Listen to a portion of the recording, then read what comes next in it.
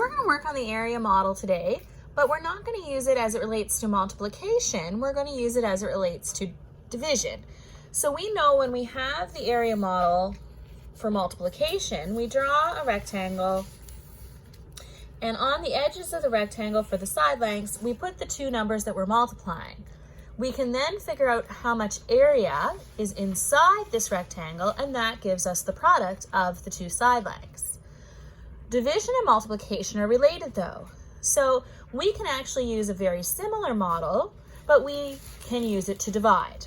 So I'm going to pick a number. Let's say I pick the number 484.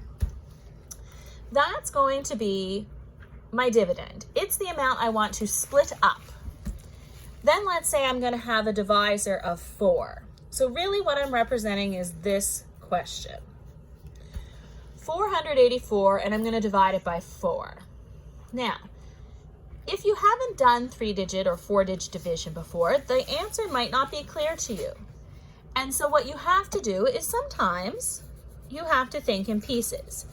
So when we did the area model before, we would multiply what was on the edge of the box to get what was inside. Well, if I have 484, I might not know right away the answer, but I do know that it's going to be somewhere near 100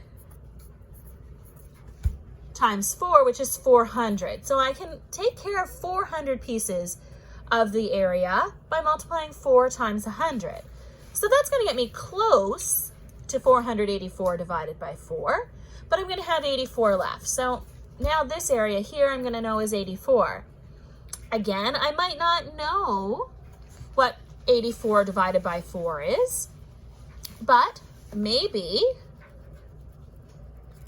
I know what 80 divided by 4 is.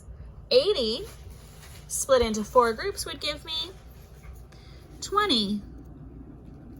That means I only have 4 left over, and I do know the answer to that because I do know if I have 4 items and I have 4 groups, I can put 1 item in each group.